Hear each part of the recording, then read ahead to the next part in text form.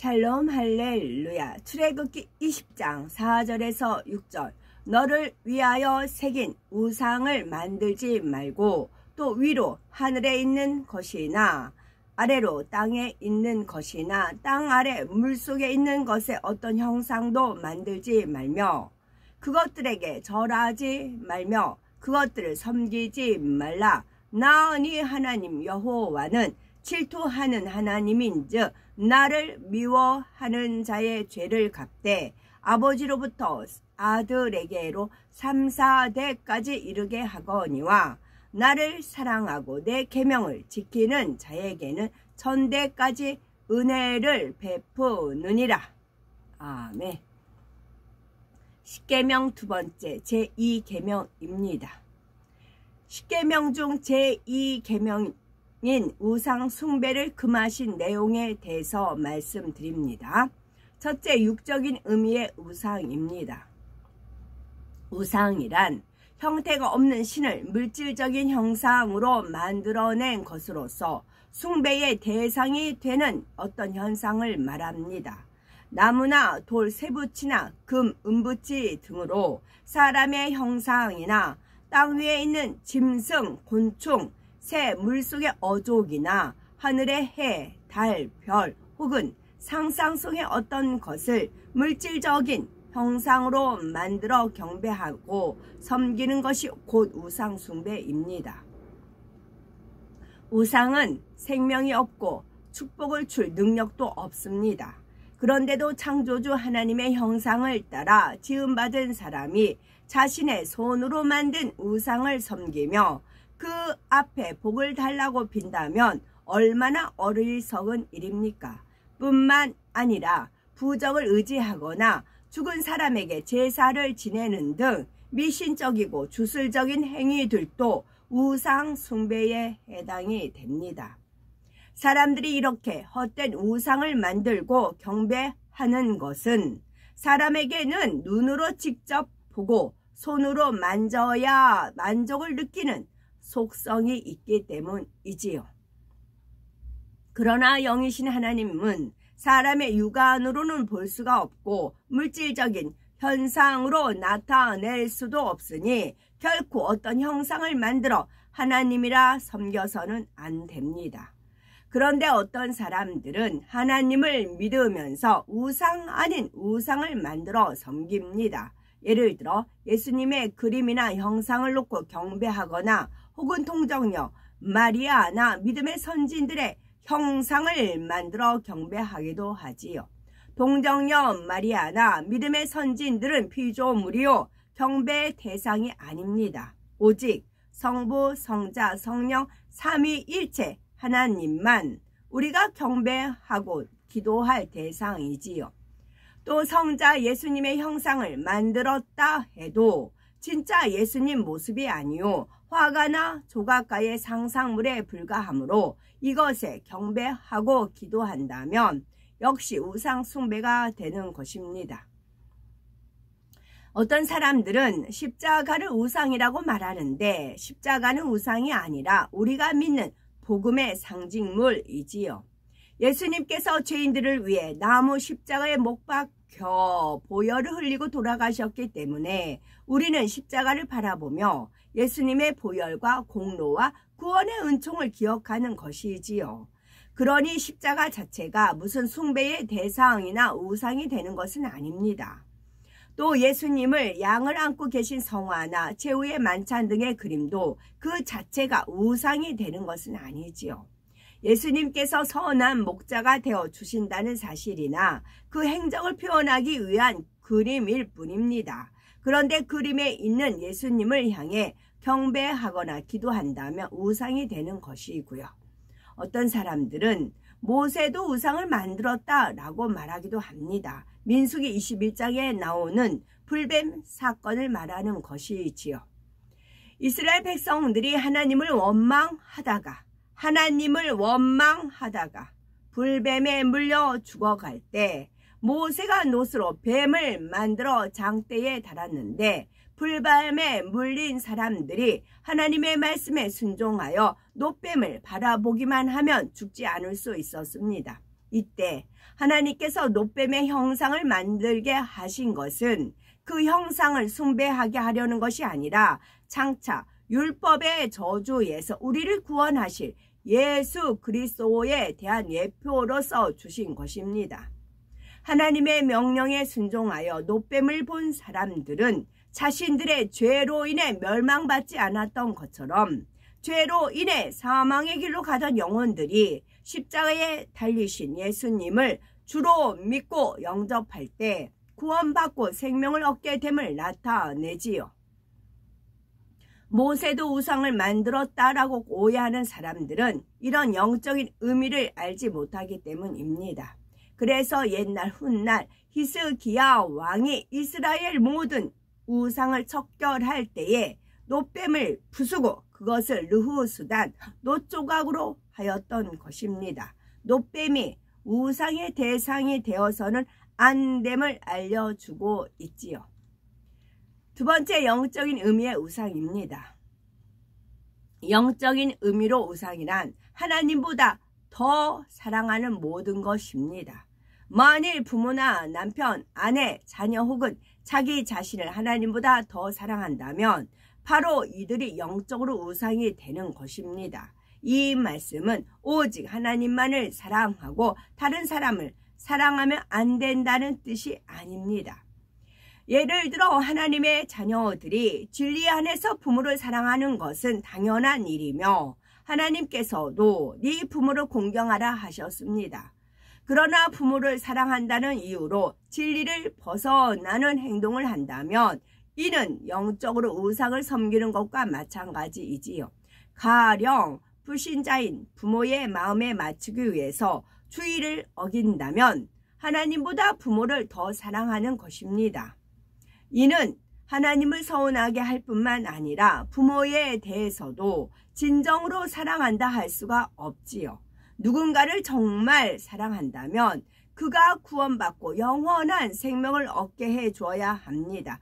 즉 자신이 주의를 지킬 뿐만 아니라 속히 부모도 구원받을 수 있도록 전도해야 참으로 부모를 공경하고 사랑한다 할 수가 있지요. 부모의 입장에서도 마찬가지입니다.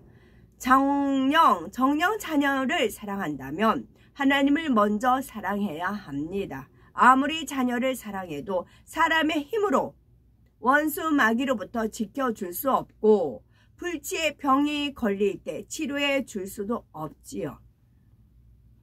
그러나 부모가 하나님을 경외하며 자녀를 주 안에서 사랑할 때는 하나님께서 친히 그 자녀를 지켜주시고 강건케 하실 뿐만 아니라 범사에 형통한 복을 주십니다.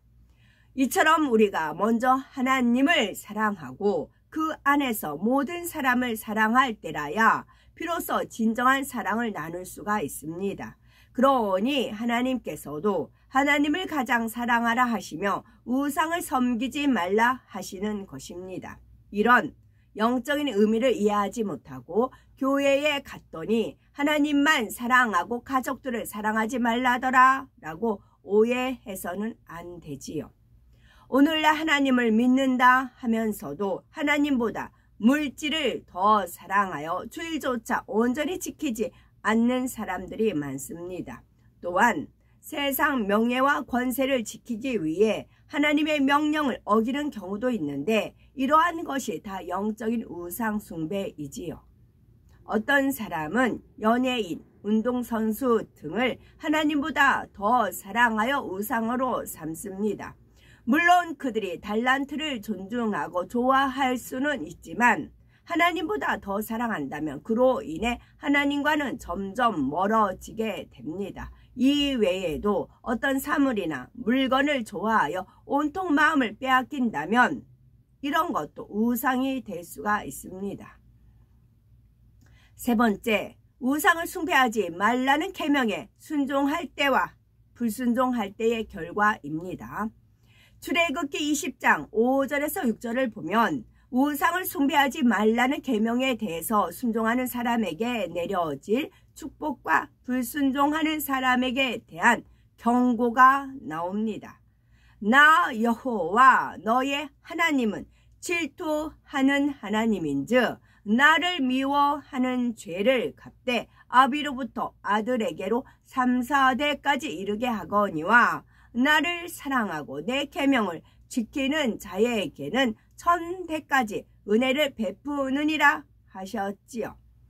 이때 하나님의 질투는 사람이 하는 질투와는 의미가 다릅니다. 사람의 질투는 육의 속성 속에서 비롯되므로 추하고 더러우며 상대에게 해를 입히게 됩니다. 예를 들어 남편이 다른 여자를 사랑한다면 아내가 이를 질투하여 다투거나 주변에 알려서 수치를 당하게 하는 등 남편에게 해를 입히지요. 그러나 영으로 남편을 사랑한다면 먼저 자기 자신을 돌아보아 내가 하나님 앞에 바르게 행하였나, 정녕 남편을 사랑하고 섬겼는가 등을 생각하며 반성할 것입니다. 또 다른 사람들에게 남편의 잘못을 알리는 것이 아니라 그 마음을 돌릴 수 있도록 하나님의 지혜를 얻고자 하겠지요. 그렇다면 하나님께서는 어떠한 질투를 하실까요? 성도들이 우상을 섬긴다면 하나님께서는 그를 외면하심으로 원수마귀 사단이 주관하도록 내어주십니다. 하나님께서 그에게 재앙을 주시는 것이 아니라 공의의 법칙 가운데 범죄한 사람을 사단에게 내어주셔야만 하는 것이지요. 그래서 사람이 각종 시험, 환난, 재앙을 당하면 마음이 가난해져서 잘못을 깨닫고 회개하여 하나님께 돌아오게 됩니다. 이는 하나님께서 질투하신 결과이지요. 이처럼 하나님께서 질투하시는 것은 자녀들의 죄로 인해서 멸망의 길로 가지 않고 영생의 길로 갈 수 있도록 인도하시는 참 사랑의 표현인 것입니다. 만일 하나님께서 질투하지 않으시고 범죄한 성도들을 외면하지도 않으신다면 성도들은 계속 죄를 범함으로 결국 영원한 사망의 길로 가게 될 것입니다. 하나님께서는 창조주로서 사랑하는 독생자를 희생하시기까지 모든 사람이 구원받을 길을 열어주셨습니다. 우리의 모든 삶을 주관하시며 하나님을 경외하는 사람에게 축복을 주십니다. 그런데도 사람이 마땅히 섬기고 공경해야 할 하나님보다 우상을 더 사랑하며 숭배하는 것은 곧 하나님을 미워하는 것과 같습니다. 이처럼 하나님을 미워하는 자는 보응을 받게 되는데 그 죄가 아비로부터 아들에게로 3, 4대까지 이르게 되지요. 이 말씀대로 우상을 심히 섬기며 행악하는 가정에는 우환이 끊이지 않는 것을 알 수가 있습니다. 여러 질병이나 불구자, 정신 이상자 등이 나오고 물질의 어려움과 각종 환난이 끊이지 않지요. 그런데 이런 재앙을 4대에 이른다고 단정하지 않으시고 3, 4대에 이른다고 표현하심으로써 약간의 여지를 두신 것은 하나님의 긍휼의 표현입니다. 곧 조상이 우상을 숭배하며 하나님을 대적했다 해도 자손들 중에서 회개하여 하나님을 찾는 사람이 있다면 하나님의 긍휼을 입어 그 재앙이 끝나게 되는 것입니다.